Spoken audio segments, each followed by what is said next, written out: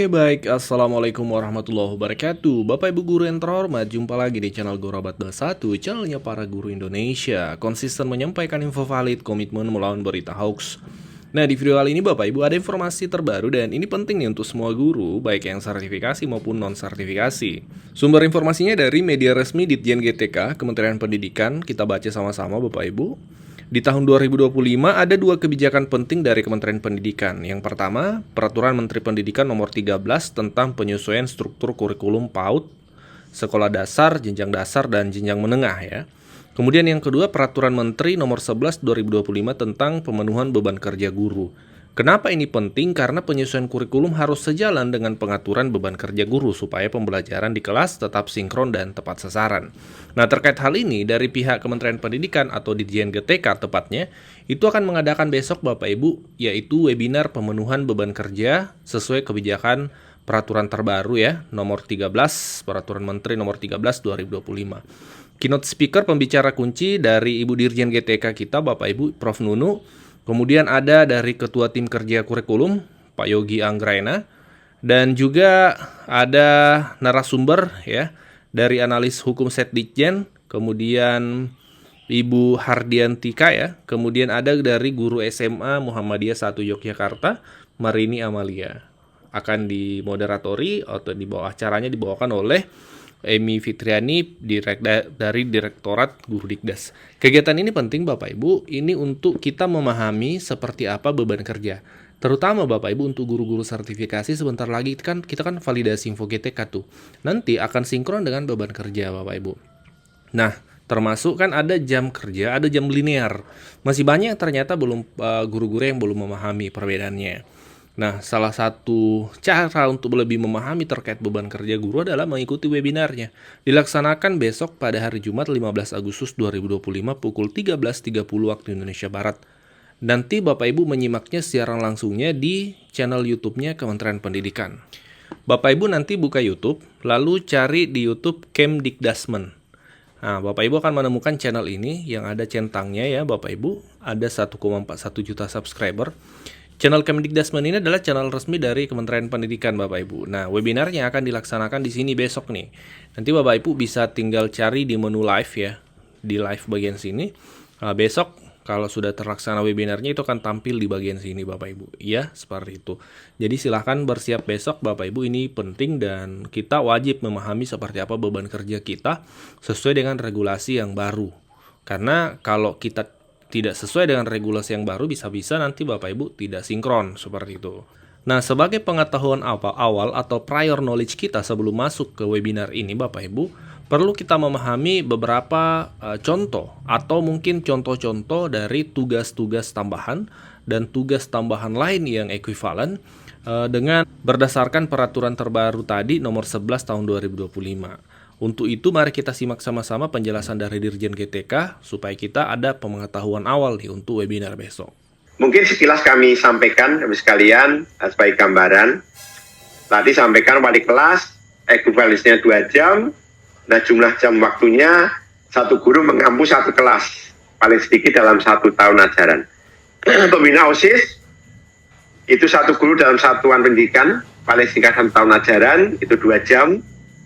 Pembina sekuler itu satu guru untuk satu kegiatan ekstrakurikuler tertentu paling singkat 1 tahun ajaran. Terus yang kedua eskul ekstrakurikuler tertentu dilaksanakan paling sedikit satu kegiatan dalam 1 minggu dengan murid atau jumlah peserta paling sedikit 20 peserta atau 20 murid dalam satu kegiatan ekstrakurikuler diakui 2 jam tatap muka. Koordinator pengembangan kompetensi itu satu guru dalam satu satuan pendidikan paling sedikit 1 tahun untuk dieksekusikan 2 jam. Pengurus bursa kerja khusus pada jenjang SMK, pengurus bursa kerja khusus terdiri dari satu ketua, ini kan pengurusan nih, satu ketua. Kalau ketua dapat 2 jam ekuivalensinya. Nah, untuk yang personel informasi pasar kerja, ada yang mungkin juga tambahan bertugas untuk penyuluhan dan pembinaan jabatan, ada yang bertugas sebagai perantaraan kerja yang tertuang dalam SK dan dalam satuan pendidikan paling singkat 1 tahun ajaran itu dapatkan ekuivalensi 1 jam tatap muka. Untuk guru piket, satu guru bertugas paling singkat 1 hari dalam 1 minggu selama 1 tahun ajaran itu mendapatkan 1 jam tatap muka. Untuk pengurus LSP yang pihak pertama ada ketua itu mendapatkan ekuivalensi 2. Untuk kepala bagian sertifikasi, kepala bagian manajemen mutu, kepala bagian administrasi masing-masing 1 itu mendapatkan 1 jam ekuivalensinya. Untuk koordinator pengelolaan kinerja guru itu ada koordinatornya 1 guru dalam satu pendidikan paling singkat 1 tahun, dan dalam hal jumlah guru berjumlah kurang dari 10 orang, maka pengelolaan kinerja dilakukan oleh guru yang diberikan penugasan sebagai kepala satuan pendidikan atau kepala sekolah. Itu diakui sebagai 2 jam. Nah, untuk yang koordinator pembelajaran basis project, ini 1 guru menjadi guru wali, menjadi koordinator pembelajaran berbasis project 1 sampai dengan 3 rombongan pembelajaran paling singkat 1 tahun diakui 2 jam untuk 1 rombongan pembelajaran yang berbasis project. Nah, untuk yang koordinator pembelajaran pendidikan inklusi, ini 1 guru dalam satu pendidikan paling singkat 1 tahun ajaran penugasannya telah mengikuti program pelatihan tingkat lanjut, itu diakui 2 jam tatap muka. Nah, untuk yang ketua tim pencegahan penanganan kekerasan atau satuan tugas perlindungan PTK, pendidikan dan pendidikan, itu 1 guru untuk satu pendidikan paling sedikit 1 tahun ajaran. Ada ketentuan jumlah keanggotaan TPPK berdasarkan jumlah murid yang ada, Ibu sekalian. Untuk koordinatornya diberikan ekuivalensi 2 jam, untuk timnya masing-masing diberikan 1 jam. Nah, untuk pengurus panitiaan acara di satu pendidikan, ini pengurus juga. Ada 1 guru dalam 1 jabatan paling singkat 1 bulan, event tertentu, menjabat sebagai ketua, sekretaris, atau bendahara dalam event tertentu, hari-hari besar yang ada, itu diberikan 1 jam tatap muka. Untuk pengurus organisasi bidang pendidikan, ini ada yang tingkatnya nasional, ada yang tingkatnya provinsi, ada yang tingkatnya kabupaten kota. Nah, diberikan masing-masing. Kalau untuk tingkat nasional sebagai pengurus itu 3, tingkat provinsinya 2, dan untuk yang tingkat kabupatennya adalah 1. Nah, untuk yang tutor pada pendidikan inklusi, itu 1 guru sebagai tutor bertugas maksimal 6 jam tatap muka, paling sedikit 1 semester, itu diakui 1 jam tatap muka sebagai tutor selama 1 jam pelaksanaan tugas guru. Jadi durasinya hampir sama.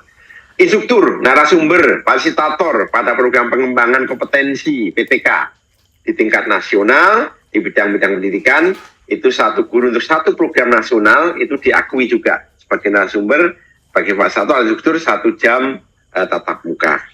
Untuk pesertanya juga diakui sebagai 1 jam tatap muka dalam hal pengembangan kompetensi yang terstruktur tentunya, Bapak sekalian.